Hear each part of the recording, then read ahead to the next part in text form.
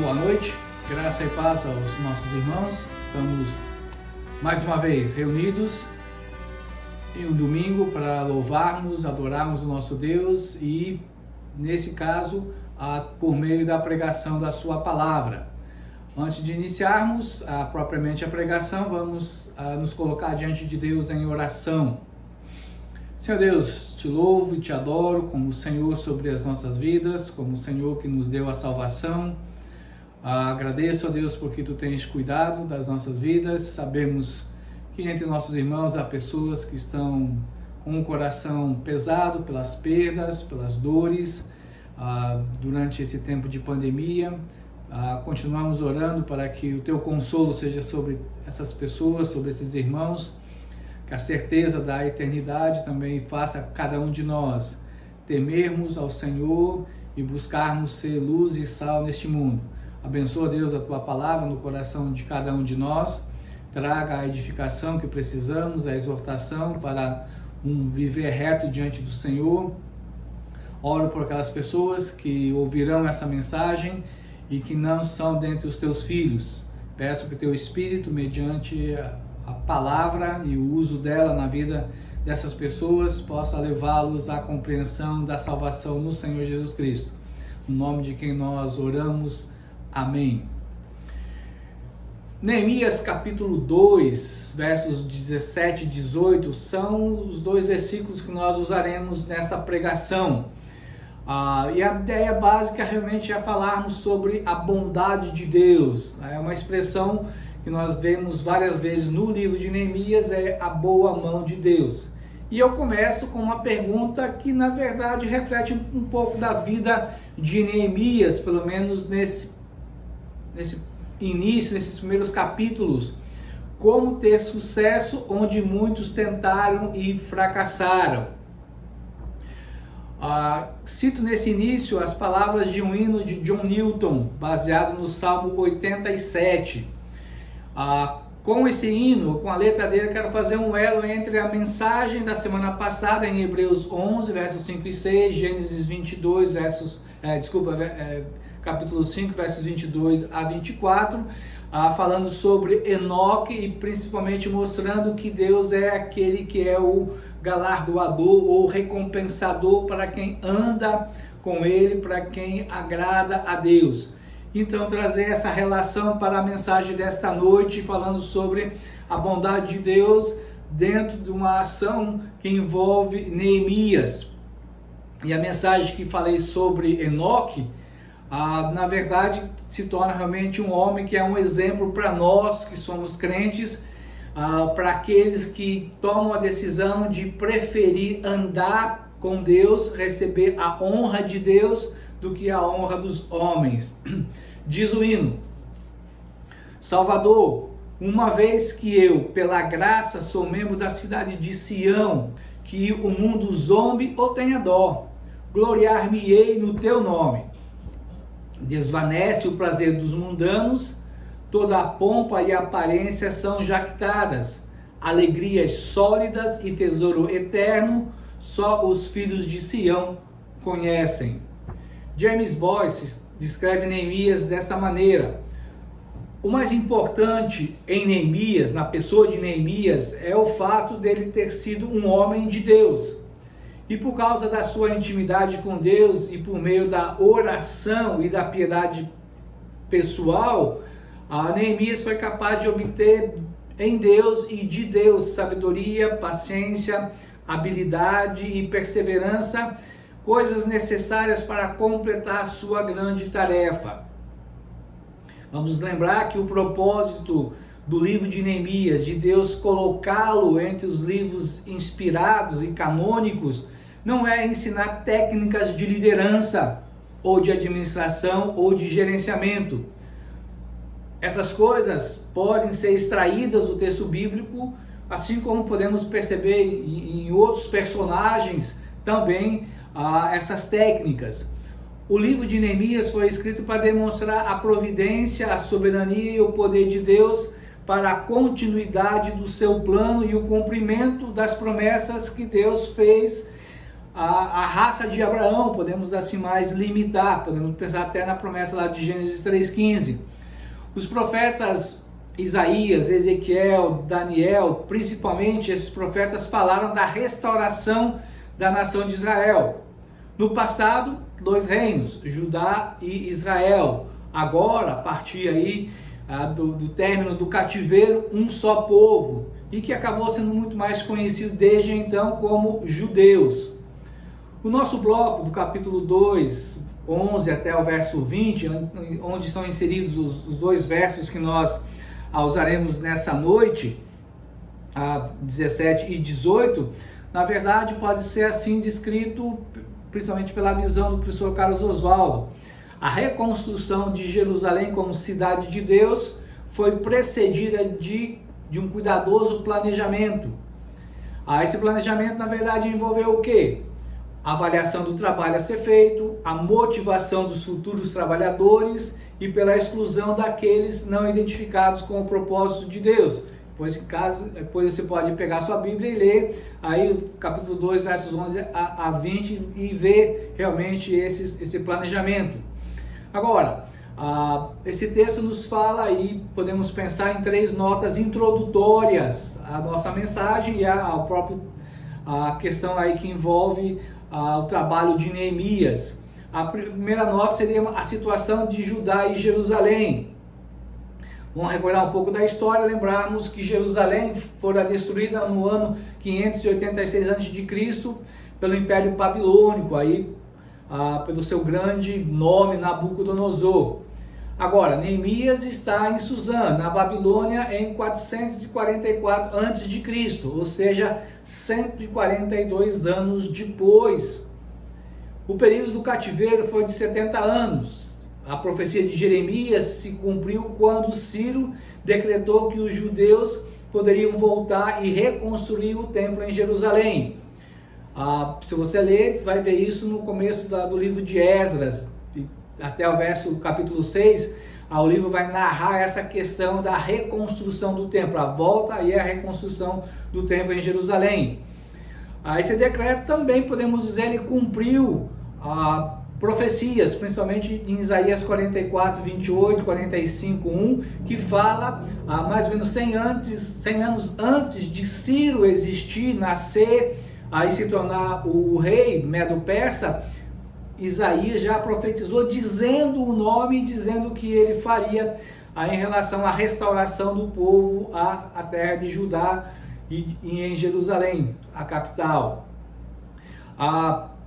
Em 538 aconteceu essa volta, liderados por Zorobabel e por Josué. Então esse grupo voltou para Jerusalém. Os profetas Ageu e Zacarias estão lá em Jerusalém e eles profetizam, eles são os porta-vozes de Deus nessa época. Certamente tiveram oposições, vamos lembrar que a obra parou por mais ou menos 10 anos. Em 516, a obra terminou já no governo de Dario I. E em 458 a.C., Esdras é comissionado por Artaxerxes para voltar a Jerusalém, a partir do finalzinho do capítulo 6 e capítulo 7 do livro de Esdras. Então, nesse sentido, Esdras pega uma expedição e que tinha objetivos primariamente mais com relação ao templo, ao serviço sacerdotal e ao ensino da lei para o povo lá em Jerusalém. Quando nós chegamos em Neemias, no capítulo 1, nós podemos ver que Neemias recebe notícias, sabendo que Neemias nunca esteve em Jerusalém. Aí ele recebe notícias. O que ele sabia de Jerusalém basicamente eram pelas coisas que falavam, pelas histórias que contavam. E nesse sentido que nós vemos, o capítulo 1 descreve o lamento e a dor deste copeiro ao saber da situação física, material e até social da cidade de Jerusalém. E o que Neemias faz? Neemias começa a orar e lamentar e chorar. Isso durou aproximadamente 4 meses. Quando o rei Artaxerxes, pela providência de Deus, vê em Neemias, entende o coração de Neemias e vê a tristeza nos olhos de Neemias, então dizemos, as orações de Neemias recebem o sim de Deus. Por quê? Porque o rei vai então atender aos pedidos de Neemias, e aí ele decreta que Neemias poderá voltar com uma expedição para reconstruir os muros da cidade. Cremos sem dúvida alguma que isso aconteceu pela soberania de Deus para cumprir a profecia descrita lá em Daniel, capítulo 9, versos 24 a 27, que descreve as 70 semanas, ou os 480 anos que estariam sobre o povo de Israel. E entendemos então que o início dessas 70 semanas começa no dia 14 do mês de Nissan, de 444 a.C. Nissan basicamente é mais ou menos equivalente a parte de março e parte de abril no nosso calendário. A segunda nota, falamos sobre Neemias, que era um copeiro.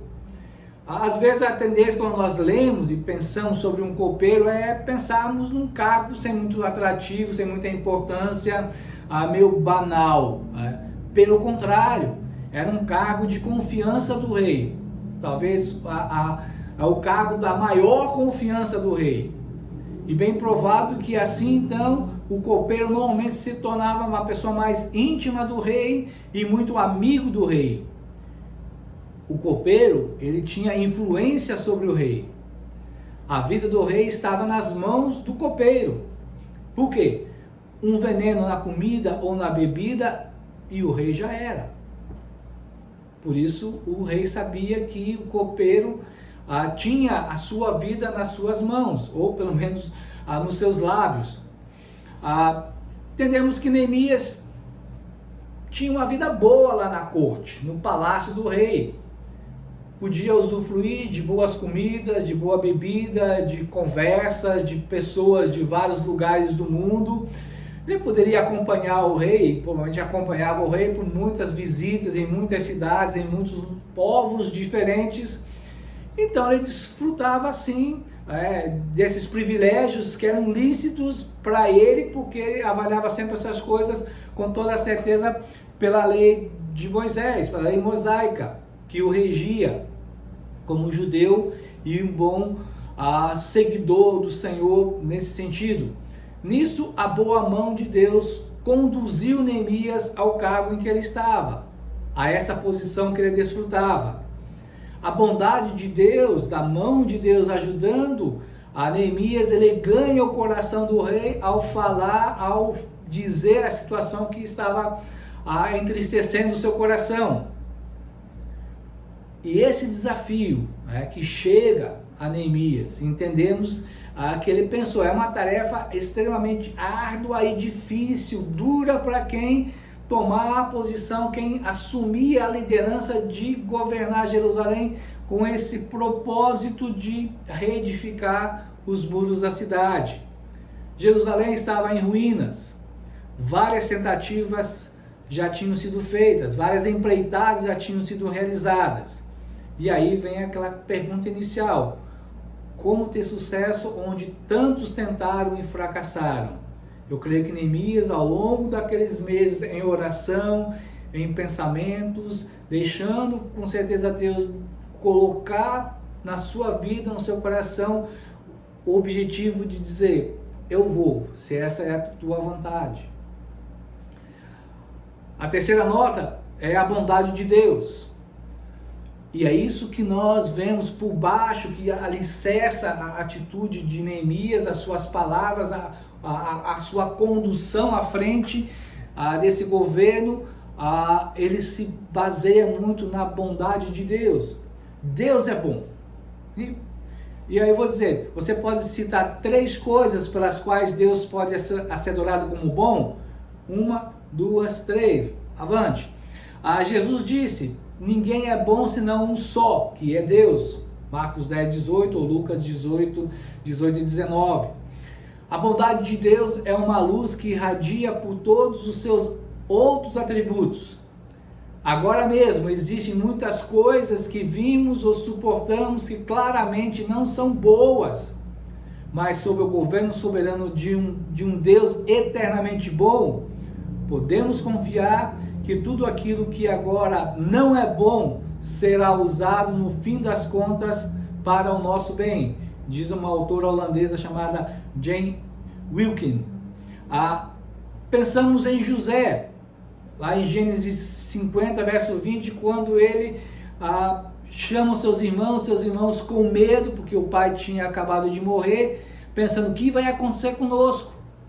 Aí José os chama e diz: o mal que vocês intentaram contra mim, Deus o transformou em bem, para que a vida de muitos fosse preservada. Soberania de Deus, falamos isso algum tempo atrás, pregando sobre José. Embora possamos entender dentro do contexto as palavras de Romanos 8, 28, quando Paulo diz: sabemos que todas as coisas cooperam para o bem daqueles que amam a Deus, daqueles que são chamados segundo o seu propósito, sobre a providência de Deus nessas circunstâncias, é que Deus faz as coisas acontecerem para que a salvação chegue ao coração, à mente de um eleito de Deus. Podemos, porém, pensar nas implicações que este versículo de Romanos nos deixa entender ao afirmar que Deus é capaz de fazer tudo o que nos acontece para que ele seja direcionado para o nosso bem. Toda e qualquer situação é, em última análise, algo bom e tem propósitos de santificação e crescimento espiritual. Dessa maneira, Deus reverte as coisas, mesmo aquilo que nos dói, que nos machuca, que traz sofrimento para nós. Deus quer usar essas coisas como algo bom para produzir vida em nós. Tozer diz assim sobre o atributo da bondade de Deus. A bondade de Deus é o motivo de todas as bênçãos que Ele nos outorga dia a dia. Deus nos criou pela bondade do seu coração. Deus nos redimiu pela mesma razão. Um trecho de uma oração de Tozer, num outro livro dele, ele diz assim: ó Deus, tenho provado da tua bondade, e se ela me satisfaz, também aumenta a minha sede de experimentar ainda mais. Pergunto para você: você deseja mais da bondade de Deus? Essa bondade de Deus que Neemias toma como uma qualidade e enfatiza para indicar que não era ele quem tinha a capacidade ou a habilidade ou a influência. Neemias usa para incentivar pessoas a depositarem a sua confiança na pessoa de Deus e nas promessas que Deus fez. Sem dúvida, há muitas diferenças entre a situação lá de Jerusalém, em 444 a.C., para nós hoje, na pandemia de 2020, depois de Cristo. Aí quase 2.460 anos de diferença. Mas nessa noite quero realmente pegar esse conceito da bondade de Deus, da qual Neemias se vale junto ao povo da sua época, e usá-la para nós nos dias em que nós vivemos, quando a pandemia já se alinha no horizonte como uma pós-pandemia. Como podemos aprender dessa bondade de Deus? Como podemos usar esse conceito bíblico na vida de Neemias, na ação de Neemias, para nós, nossas famílias e principalmente para nós como igreja? Neemias 2, versos 17 e 18. Acompanhe comigo a leitura aí na sua Bíblia. Então lhes disse: estáis vendo a miséria em que estamos? Jerusalém assolada e as suas portas queimadas. Vinde, pois, reedifiquemos os muros de Jerusalém e deixemos de ser opróbrio. E lhes declarei como a boa mão do meu Deus estivera comigo, e também as palavras que o rei me falara. Então disseram: disponhamo-nos e edifiquemos, e fortaleceram as mãos para a boa obra. Pensando nesses dois versos, podemos pensar dessa maneira: a bondade do Senhor, testificada nos seus feitos, fundamenta e motiva a decisão do crente de envolver-se na obra de Deus. A bondade de Deus é enfatizada para tratar de 4 valores nesses 2 versículos. O primeiro valor é um valor emocional. A situação de Jerusalém foi avaliada por Neemias. Ele percorreu, ele andou, ele vistoriou toda a área da cidade. Disso resultou que Neemias tivesse uma compreensão real da dimensão da ruína dos muros e trouxe a ele como líder, ao seu coração, uma certeza de que ele e o povo teriam de ter total confiança em Deus para fazer a obra. Por eles e por ele não seria possível. Ao citar a situação das ruínas, Neemias provoca sentimentos no grupo.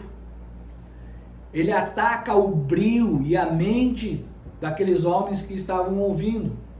Fala de maneira que a cegueira da realidade devido ao comodismo que o costume de essas pessoas olharem todos os dias, durante muitos anos, e verem os muros lá derrubados, as pedras jogadas, trouxe aquelas pessoas que estavam vivendo na cidade.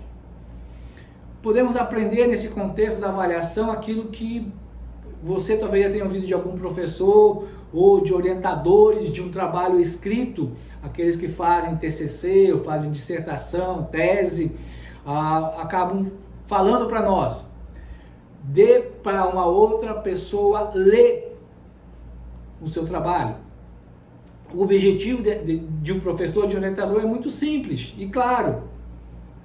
Alguém que não está acostumado com o texto consegue ver as falhas que os olhos de quem está escrevendo, gastando tempo ali, redigindo, não consegue mais ver, porque já se acostumou onde tem uma ou outra falha. Neemias é recém-chegado na cidade. Ele ouviu lá de Anani sobre as ruínas. Seus olhos não estavam acostumados àquele caos, àquela catástrofe.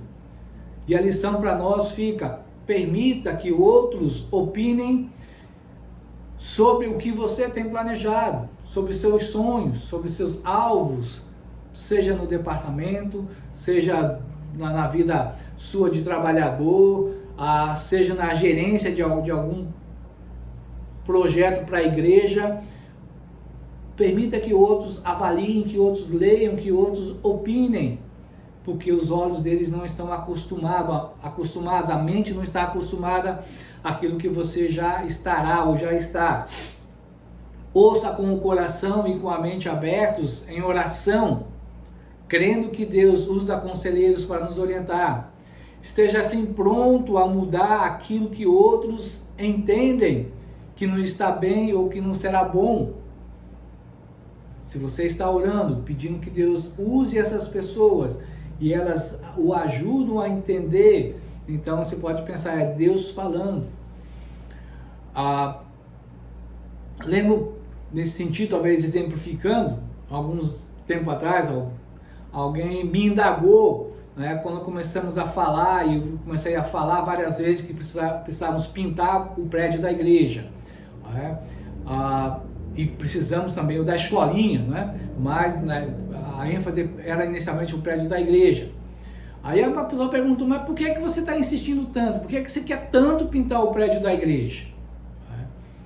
Simplesmente diz, porque são feios, os dois prédios estão muito feios, a pintura está muito feia, eles não representam bem o nosso Deus.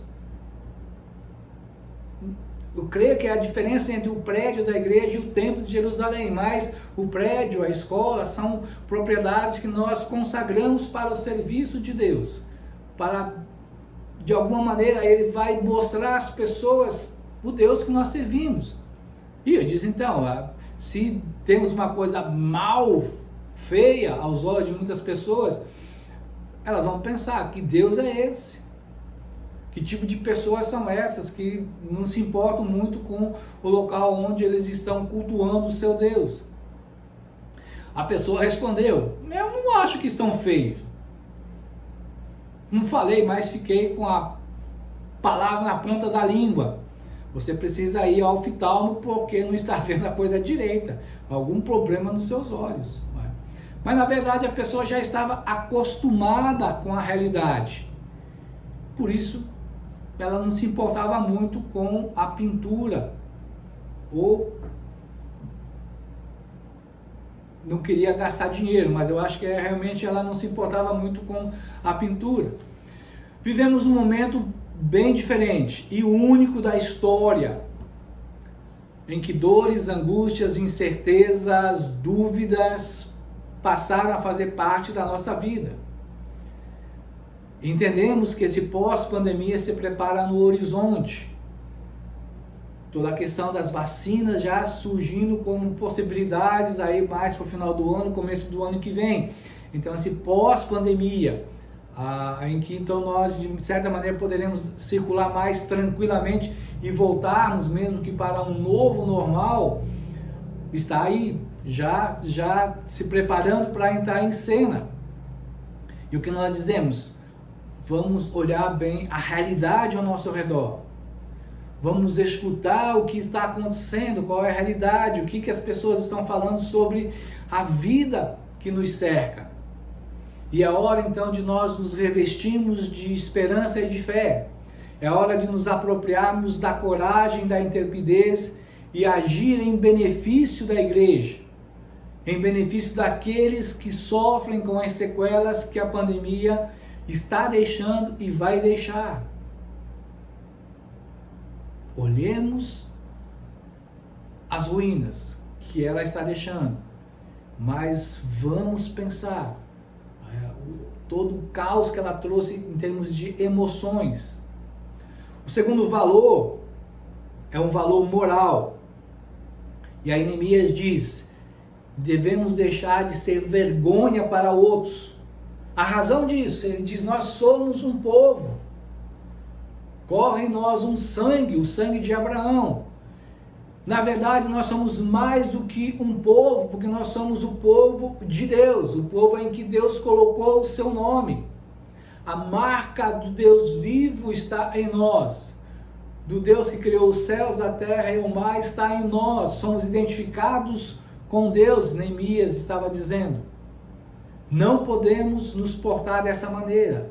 Não podemos andar em humilhação ou sendo humilhados por outros povos. Não podemos ficar sempre escondidos. Não podemos mais ficar encolhidos diante da ruína ao nosso redor. De lá para cá, nós como igreja, pensando lá em 1 Pedro 2, versos 9 e 10, diz que nós como igreja somos nação santa, povo de propriedade exclusiva de Deus, sacerdócio real. Pedro nos chama para essas atitudes e ações sacerdotais. Lembramos bem que Lutero, na reforma, quebrou a relação clero e leigos e diz: todo crente é um sacerdote, o que ficou conhecido como sacerdócio universal de todos os crentes. Você que é crente é um sacerdote do Senhor Jesus, pertence a esse sacerdócio real, não no estilo do sacerdote que eram os levitas lá no passado, mas sacerdotes. E ele diz que esse serviço sacerdotal, nós como povo de propriedade exclusiva, como nação santa, fomos chamados para anunciarmos as maravilhas do seu poder. Somos povo de Deus e temos uma mensagem para proclamar. Neste novo normal à nossa frente, a mensagem não será dita pela boca, não será só dita pela boca ou escrita nas redes sociais. A mensagem que temos de anunciar será também com o nosso fazer. Será na convivência, será na reconstrução de muitas coisas. Se não agirmos, seremos vergonha e podemos nos envergonhar de nós mesmos e envergonharmos o nome do nosso Deus. Por isso, então, comece a orar, comece a pensar, comece a dizer para Deus o que eu posso fazer, o que nós como igreja podemos fazer como povo de Deus. para anunciarmos a mensagem, para fazermos essa mensagem na prática, na vida da sociedade, na vida de irmãos, talvez não só da nossa igreja, mas de outras igrejas.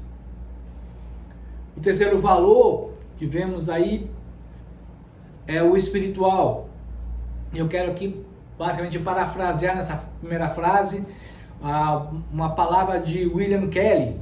Ele diz, e podemos pensar assim: quando um crente tem sua fé firme em Deus e avança com seu projeto ou ministério, não vai na sua força, mas na força de Deus. Na verdade, o crente não confia no seu poder ou no seu talento, mas na soberania de Deus. Reconhece suas habilidades, mas age pela graça de Deus, porque sabe que Deus deu dons e talentos.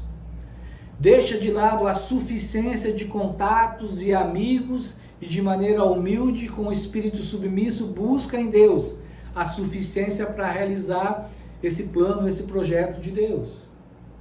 Na vida de Neemias vemos fé e oração. E com a palavra oração podemos aí brincar com a grafia da palavra. Oração pode ser orar mais ação. Por isso, oração. Neemias orou e Neemias agiu. Alguém que não sei quem uma vez disse: a oração limpa a visão, aquieta o coração e ativa a fé. Infelizmente não tem uma palavra para rimar com visão e coração. Neemias demonstra ser um homem dependente de Deus. É um homem de oração. Mas várias vezes ele diz: a boa mão de Deus estava com ele.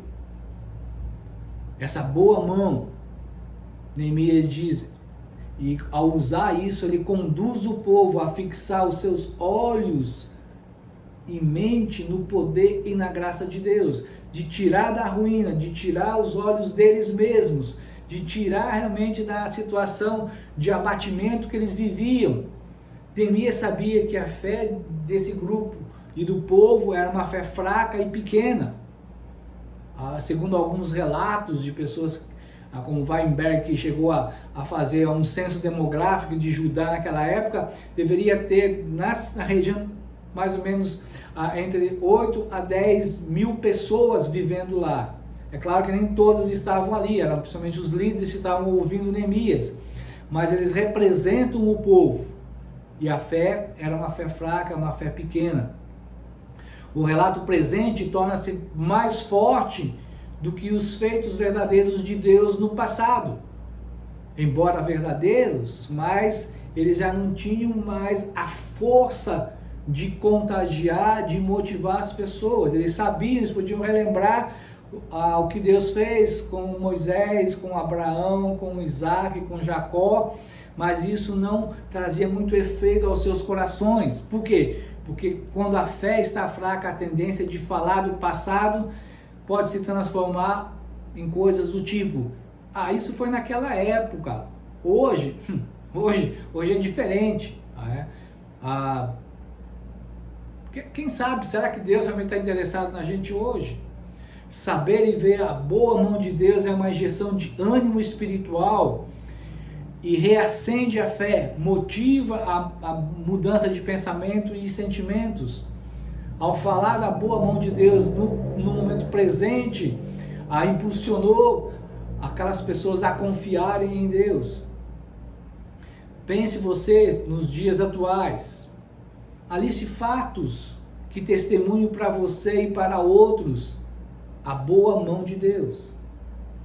Como você pode descrever a boa mão de Deus nos dias de hoje? Tais fatos podem ser elementos para motivar pessoas desanimadas. O quarto valor que nós vemos através de Neemias e a bondade de Deus é a vontade. E aí é a resposta do grupo. Os 3 primeiros valores são mais direcionados àquilo que Neemias fez e falou e disse para o povo. Aqui vemos a vontade, ou seja, agora é a ação, é a resposta do povo. E como diz Derek Kidner, a resposta do povo foi tão milagrosa quanto foi a permissão de Artaxerxes para que Neemias fosse até Jerusalém. Entendemos que Neemias vai se demonstrando e vai ser demonstrado no livro como um homem que vive no temor de Deus.